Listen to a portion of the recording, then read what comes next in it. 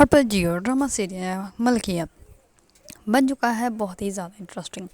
उसमें हमें दिखाया जाएगा कि ज़ावियार जो होता है वो सोहा को जैसे रूम में छोड़ने के बाद बाहर आता है तो बाहर वो अपने भाई और अपनी बहन और अपने जीजू को देखता है। तो इस पर ज़ावियार की बहन जो होती है वो उसको कहती है कि तुमने ये जो तमाशा किया बिल्कुल भी अच्छा नहीं किया, तुम्हें ऐसा नहीं करना चाहिए था। इस पर ज़ावियार जो होता है उन लोगों को सब कुछ बताता है कि ये सब कुछ जो है मैंने सोहा की सास के कहने पर किया है। उन्होंने मुझे कहा था कि निकाह के बाद जो है वो मैं उसको लेके चला जाऊँ, इसलिए मैंने ये सब कुछ किया है, वरना मुझे कोई ज़रूरत नहीं थी ये सब कुछ इतनी जल्दी करने की, जबकि मैंने आप लोगों को सब कुछ बताया था।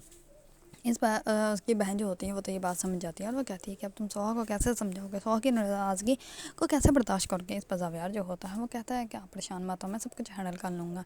इस पर ज़ावियार जैसे ही अपने रूम में जाता है तो वो रूम में जाते ही देखता है कि सोहा जो होती है वो सारी बैंगल जो होती हैं उतार के उसने फेंक दी होती हैं और वो बहुत ज़्यादा पतीता होती हैं। और उसी टाइम जो है उसके पास रऊफ़ आता है और उसको समझाता है और वो कहता है कि कुदरत ने हमारे साथ जो भी किया है एक किया, तुम्हें जो है वो ज़ावियार के साथ अब अपनी नई ज़िंदगी जो है वो स्टार्ट करनी चाहिए, तुम्हें उसको माफ़ कर देना चाहिए, तुम्हें जो है वो अब मेरी यादों से जो है वो बाहर जाना चाहिए। इस पर वो कहती है कि मैंने तुम्हारे साथ बेवफाई नहीं की। इस पर वो कहता है कि मुझे अच्छे से पता तुमने मेरे साथ बेवफाई नहीं की, इसीलिए मैं तुम्हें खुद इजाज़त देने आया कि तुम जो है वो अपनी ज़िंदगी जो है वो अच्छे से स्टार्ट करो, खुश रहो, क्योंकि तुम्हारी खुशी में ही मैं हूँ।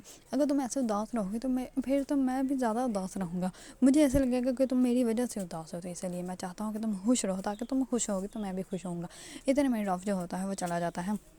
इस बार जो होते हैं सो वो बिल्कुल भी ज़ावियार को जो है वो अपने दिल में जगह नहीं दे पा रही होती है और वो बहुत ज़्यादा बदीदा होती है। वो कहती है कि मेरी फैमिली से जो है मुझे इसने ही अलग किया है, जबकि मैं अपनी फैमिली से जो है वो अलग नहीं होना चाहती थी। दूसरी तरफ ज़ावियार जो होता है वो आता है और आते ही उसकी बैंगल साड़ी उठा कर जो है वो टेबल पर रख देता है। इस पर वो कैंडल जला रहा होता है तो इतने में सोहा आती है। इस पर वो कहता है कि अंदर कब्र में जो है वो कपड़े पड़े हैं, तुम कपड़े चेंज कर लो। इस पर सोहा कहती है कि नहीं, मैं ऐसे ही ठीक हूँ। इस पर वो कहता है कि तुम्हारे लिए मैं कहना हूँ, बाकी तुम्हारी मर्ज़ी। इतने में सोहा के हाथ पर कट लग जाता है। तो इस पर वो उसके हाथ पकड़ के उसके जो है वो देख रहा होता है। तो इतने में सोहा जो होती है वो अपना हाथ पीछे खींच लेती है और वो कहती है कि कोई ज़रूरत नहीं। इस पर ज़ावियार जो होता है वो कहता है कि मुझे इसके ऊपर कुछ लगाने दोगी। इस पर सोहा जो होती है वो कुछ जवाब नहीं देती। तो ज़ावियार जो होता है वो बहुत ज़्यादा गुस्से में वहाँ से चला जाता है। दूसरी तरफ एज़ल जो होती हैं वो सुबह होते ही सोहा के लिए नाश्ता बनाने की कोशिश कर रही होते हैं, लेकिन उसको अंडर फ्राई करना नहीं आ रहा होता। तो इधर में उसकी सास आती है और वो कहती है कि यहाँ पे हो क्या रहा है। इस पर वो कहती है कि देखे ना मम्मा, मैं सोहा के लिए नाश्ता बना रही हूँ, वो जो है वो मेरी दोस्त है, तो मैं उसका नाश्ता बना के लेके जाना चाहते थे, लेकिन हम देखें मुझसे कुछ बन ही नहीं रहा, मुझे तो कुछ भी बनाना नहीं आता। और वो अपनी सास के गले लग जाती है। इस पर उसकी सास जो होती है वो कहती है कि अच्छा परेशान मत हो, मैं बताती हूँ क्या करना है। इस पर वो उसको पहले अंडा तोड़ना सिखाती है, उसके बाद जो है वो सारा नाश्ता उसके साथ बनवाती है। इस पर इज़ल जो होती है वो तो बहुत ज़्यादा खुश होती है। दूसरी तरफ ज़ावियार की बड़ी बहन जो होती है वो कहती है कि अब जो है वो सोहा को समझाने की ज़रूरत है। इस पर वो ज़ावियार से मिलने के बाद जो है सोहा के रूम में जैसे ही जाती है तो सोहा जो होती है वो अपनी शादी के कपड़ों में ही होती है। इस पर जो उसकी बहन जो होती है वो वहीं पर बैठ जाती है और वो उसको समझाती है और वो कहती है कि मेरा भाई तुमसे बहुत मोहब्बत करता है और वो तुम्हारी जो है वो इज़्ज़त जो है वो बेपनाह करता है, इसलिए तुम्हारी हाँ का इंतज़ार किए बिना वो तुम्हें हाथ भी नहीं लगाएगा और तुम्हारी हाँ का इंतज़ार जो है वो क़यामत तक कर सकता है। ये बात सुनकर सोहा जो होती है वो और ज़्यादा खामोश हो जाती है। इस पर सोहा जो होती है वो उसकी बहन को कुछ भी नहीं कहती। इस पर वो कहती है कि चलो तुम फ्रेश हो जाओ, मैं तुम्हारे लिए जो है वो नाश्ता रेडी करवाती हूँ।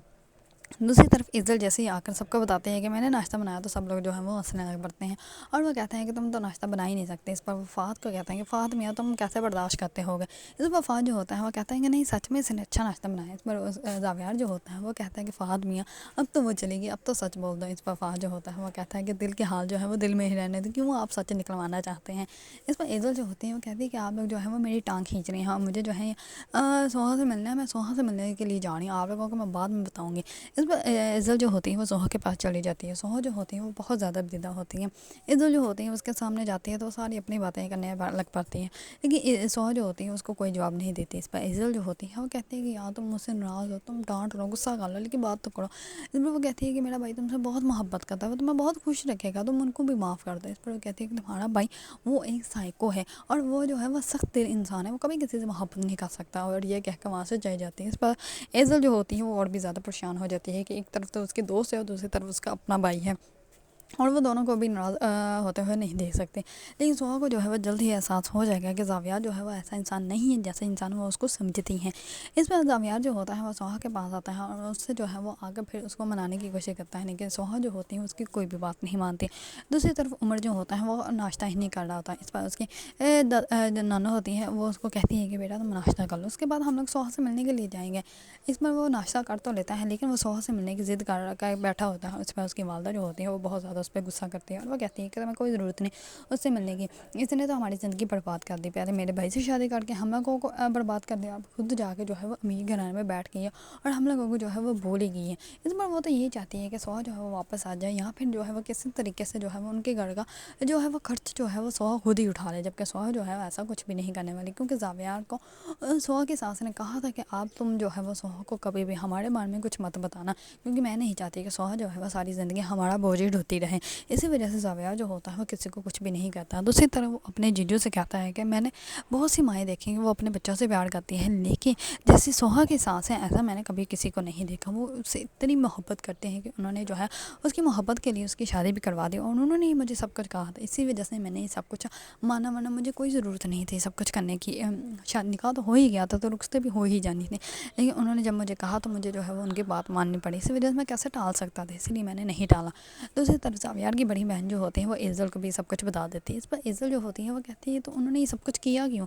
اس پر وہ کہتی ہے تو سوہا کو اس بارے میں پتہ ہے؟ اس پر وہ کہتی ہے کہ نہیں، سوہا کو اس بارے میں نہیں پتہ، اور مجھے لگتا ہے کہ زاویار اس کو کبھی بھی نہیں بتائے گا کیونکہ وہ نہیں چاہتا کہ جو ہے وہ سوہا کو اس بارے میں کچھ بھی پتہ چلے. دوسری طرف زاویار جو ہوتا ہے وہ سوہا کو جو ہے اس کے گھر والوں سے ملوانے کے لیے لے کے جا رہا ہوتا ہے، تو راستے میں جو ہے وہ بہت زیادہ بھیڑ ہوتی ہے. تو اس پر زاویار جو ہوتا ہے وہ گاڑی سے باہر نکل کے دیکھنے کے لیے آتا ہے. تو اس پر سوہا جو ہوتی ہے وہ کہتی ہے کہ آپ باہر مت جائیں. اس پر وہ کہتا ہے کہ کچھ نہیں ہوتا، تم گاڑی میں بیٹھی رہو، تم باہر مت نکلنا.